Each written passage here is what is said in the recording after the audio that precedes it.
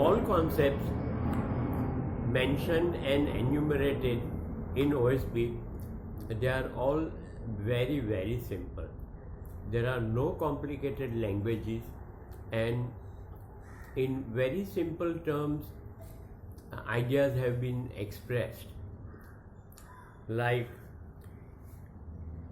we are sailing in the ocean in a boat which has no rudder, and then we don't know where we are going. Similarly, we are like a blade of grass covered with a stone. Now, if you don't remove the stone, the blade of grass does not grow. Same is with the presence of the Almighty inside all of us, that if you recognize the Almighty, that one small voice residing within your heart, a lot of things don't become clear to you, and then you cannot communicate with the Almighty, who is always there, and He is always talking to you, giving you ideas and giving you pointers. So if we refuse to listen to Him, to what He is saying, that one small voice, in trying to correct ourselves, take a charge of our lives to live righteously, these are some of the very simple, easy concepts, and there's nothing complicated about it. The thing is that there has to be a readiness in the mind, in everybody's mind, to learn, to acquire more knowledge, and to keep on asking questions and satisfy each one's curiosity. The book goes ahead and says that to dwell in a city which is full of inequality, one becomes like a tyrant on the other people in the family, and putting restraint on all of them from liberty, in order to remain away from vice, away from longings of the mind which don't have any relevance, good relevance to our life. So, to dwell as against living in a city full of inequality, if we live in a place of purity, there is liberty and nobleness, and everybody is free to live to the best of his knowledge, his abilities, and remain happy. It further goes ahead to say that He who created you alive gave you no sinful desires. The language in OSP is absolutely fantastic. One cannot have a sentence which is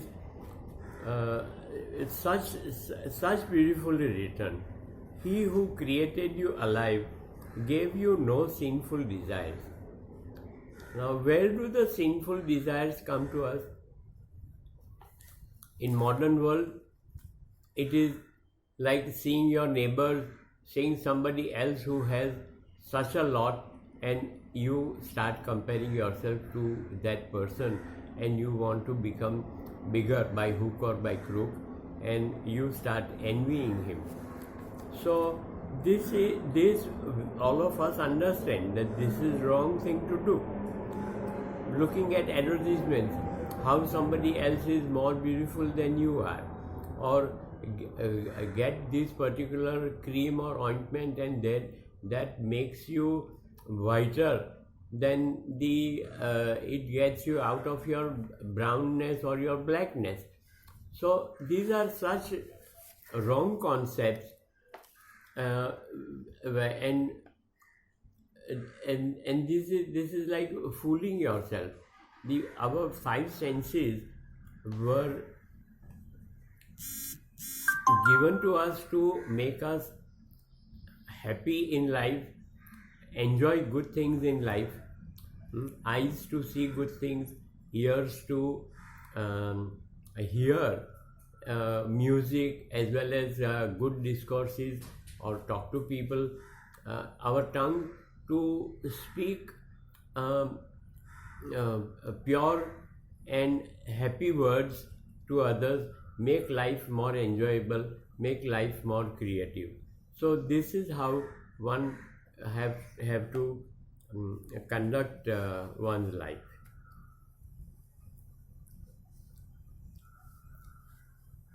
To be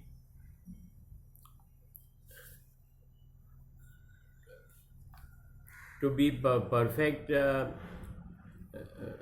yourself in His glory, and to raising sons and daughters who are also perfect is a tenfold glory. It is in the fullness of life your Creator gave into your keeping, which is the glory of the heaven and earth. But remember, the highest grades of angels go away, whilst the lowest remain in the lowest heavens, and they keep on deriving their own kind of pleasure without realizing that they are capable of rising higher. But then for developing that capability, one has to keep on striving to do good, to be better, to learn more things, where people don't extend their own thoughts and remain lazily that things have been provided, hoping that the sometime or the other some savior will come and carry them along with him, which is a very wrong concept. OSP does not have any of such kind of concept, where the whole central idea is that each one is responsible for his own action, and each one has his own scale. So whether everyone knows whether one is a grade 25 or a grade 50 or a grade 75, or whether he is grade 1. If people start realizing this and start grading themselves, then he can achieve quite a lot. This is the kind of thing that we come to know from what is enumerated in the book of Jehovah's Kingdom on Earth, and even imagining what happens in that kingdom in, say, 25 or 30 years after it is founded. One can imagine that it would be such a nice and a happy place that it is bringing the heaven onto the earth. So you are living in heaven, there are no frictions, everybody is working hand in hand together, nobody is working for himself or herself, and life that way becomes very easy. You are not envious of your neighbor who has such a lot of wealth, but the wealth that the community has is your own wealth, and nobody comes in your way of enjoying that help, that wealth, and you remain happy all throughout your lives, trying to bring in a better way of life for everybody.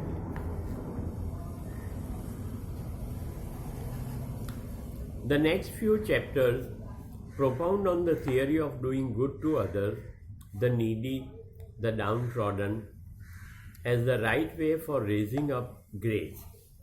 It talks about organized religions through their priests and clergy who try to promote religion At the same time, they try to promote themselves. This is nothing but hypocrisy and selfishness. The organized religion functions and becomes bigger with this kind of thinking put in practice by the priest and the clergy.